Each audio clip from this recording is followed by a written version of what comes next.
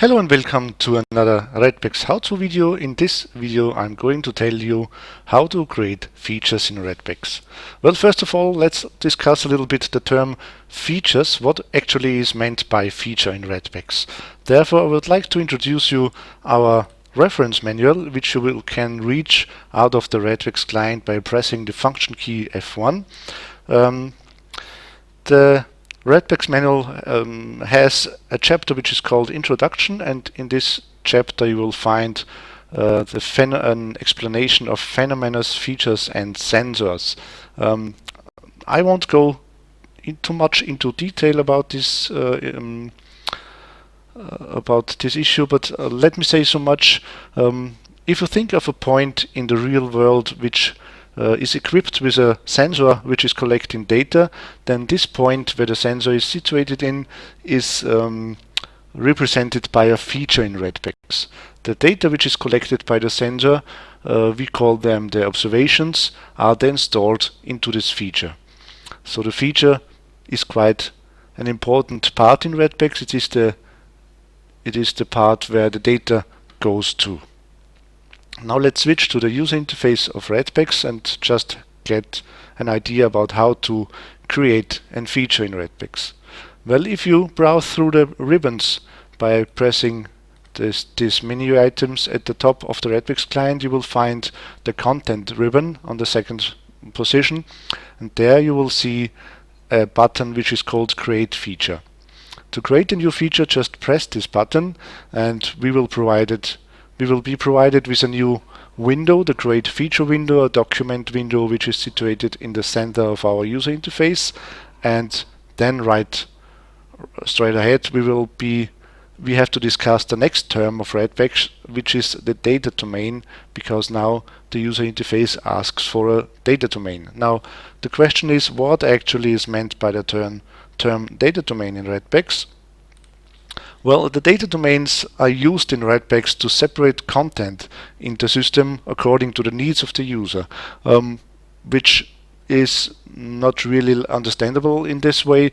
Let's think for the first approach, a data domain is used quite like a container for a project. So in Redbex you can manage different projects with different data and separate them by use different data domains. Of course, the data domain is much more than only a container for project data, because the data domains can be structured in a hierarchical way, and the properties of the data domain can be inherited to the child data domain items. So it's quite flexible on the power, a strong tool to manage your data and organize your data in Redbex. Well, if we open the Data Domain Explorer, which can be done by the button Data Domain Explorer in the common ribbon, and we select the first data domain entry we have, which is the root data domain, which is created for every new database in Redbex, we can see the context of the data domains, which means which kind of data is stored to the data domain. Of course, all the feature types have to be within the data domain. A data domain can be provided with very different feature types, and if we open this entry we see some folders which sort the different feature types according to different topics. For example, we have feature types for tunneling, feature types for surveying, feature types for document management, and we also have some general purpose data feature types, for example distance or volume or temperature, strain, etc. If we look to the next entries, we see in the data domain we also define axis.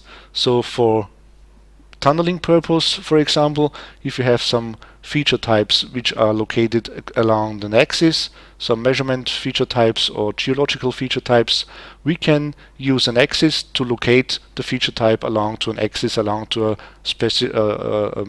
chainage position on an axis. Also cross-section classification types for some observation entries, approval templates and feature creation templates are stored to the data domain.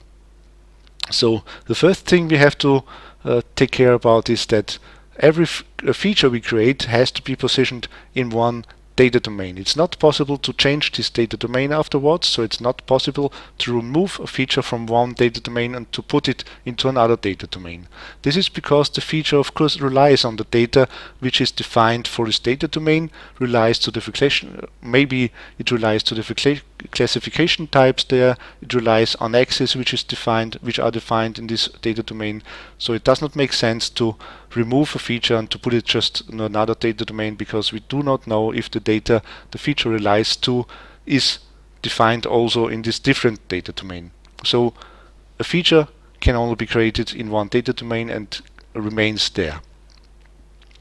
To create a new feature, we for example could also use the list of available feature types here and then right click one feature type we would like to select, and then we are provided with the context menu, and you will see in the first position there is also the possibility to create a new feature, which now would mean we would like to create an access section feature, so a feature of feature type access section within the root data domain, because this was the way we opened this context menu. We can go one step up and right click the root data domain, and then we see there is also a context menu which contains the menu create a feature, which now would mean please create a new feature within the domain root data domain, which would mean that in the next step we would have to specify which feature type we would like to create a feature of. As we have chosen to open the create feature window out from the content ribbon using this first button here, the system does not know yet which data domain we would like to use to create a new feature, so we have to specify it. And even if there is only one data domain in the system, we have to specify for the create feature window which data domain we would like to choose. This is done very easily. Just drag and drop the root data domain to this green area now, and this root data domain has been specified, and we'll see it here. The data domain we are working on now is the root data domain. In the next step we are asked to enter a feature type, because the system of course only has defined the data domain right now. The feature type has not been defined, so we just select the feature type we would like to choose. For example, let's select distance change. For some feature types it's meaningful to create some subtypes. For this distance change feature type we don't have subtypes, so we can ignore this setting. We also ignore the data source. We use the native one, which means that the data for the observations are stored within the Redbex database. We also ignore the default sensor settings. We will discuss this in a later video. But let's talk a little bit about the spatial system. Every feature can be located using a special spatial systems. Basically, there are two different spatial systems available. The one is the axis, which we discussed some moments before. So we can choose to locate the feature along a defined axis, or another spatial system which is available is of course the surface using a coordinate system. For example, we use a projected coordinate system, and in the second step we define we would like to use a Pseudo-Mercator projected coordinate system. Well, so far so good. We defined quite a lot for this new feature, defined a lot of options, but we didn't give the feature a name yet. So the name of course is very important, because in every list, in every selection, you will see this new feature by its name. So for some reason it would be good to give a name which is meaningful for this feature. As this is only a test case, I will call my feature my first distance feature. And now I defined everything for this feature creation. We call it a feature creation specification, which consists of everything which is needed to create a new feature. This feature creation specification now can be sent to the database, actually to the application server of Redbex, and it will create a new feature from this specification.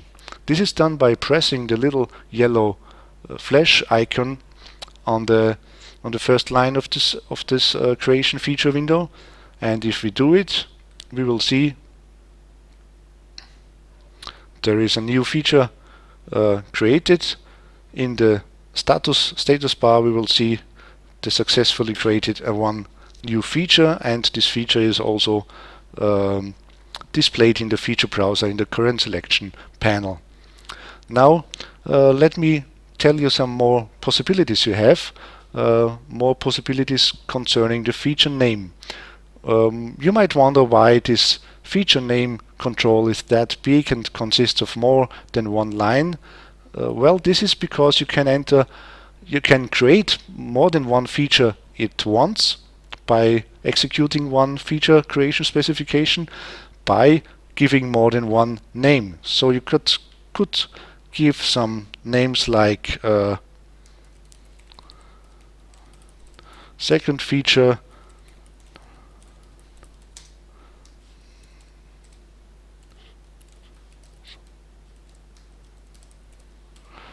so I just wrote in 3 different names to this feature name control, and if I again execute this create feature specification, then you will see that the system creates 3 more features, and they are listed here in my feature browser. I have now my first distance feature, which I created in the first go. Then I have a second feature, another feature, and this is also a feature. So I now created 4 features in total. You will have some cases where you would like to just number the features and give them always the same name. Of course, this is possible by just writing in like this house and a certain number. You can do it if you would like to. So now you would create 3 features being named house 1, 2 and 3. As this is not very practical, Redbex offers a different mode of specifying the name of a feature, which is called the advanced specification mode. So I delete these names now and switch to the advanced specification mode, and then you see the user interface change a little bit. The name only has 1 line to be filled in, and then we have 3 numbers which are used to define a counter, an index, which we can use for the feature name. The counter consists of a number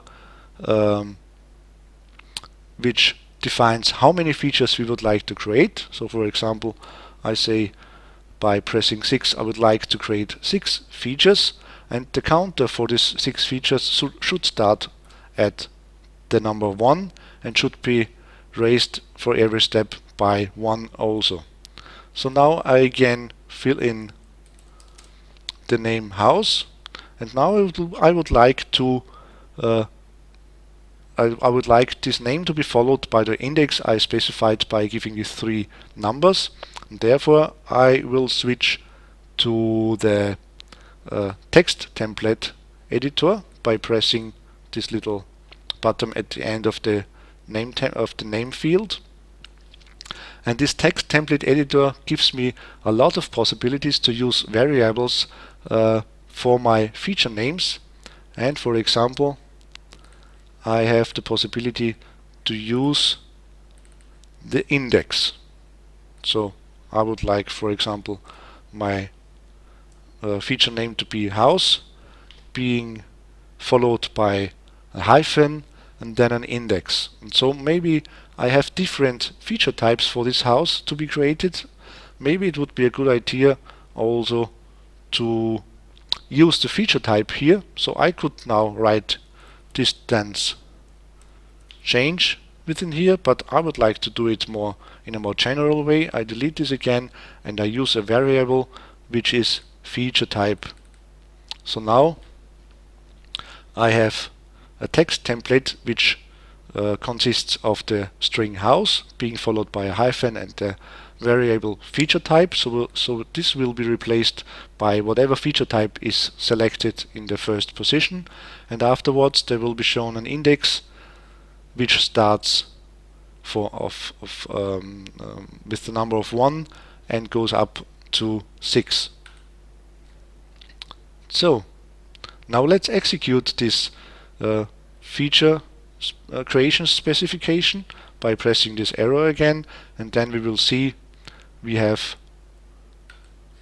6 more features, and as we expect, the feature name consists of the string house. Afterwards we have the feature type within the name, and at the end we see the number according to our defined index from 1 to 6. At the end, let me again tell you it is an important thing to use our reference manual, and a good idea to go to this reference manual. Wherever you are within Redbex, just press the functional key F1 and you will be provided with the information according to the position you are within the Redbex system. There's a lot of information, of course, but you will find it very useful for your work.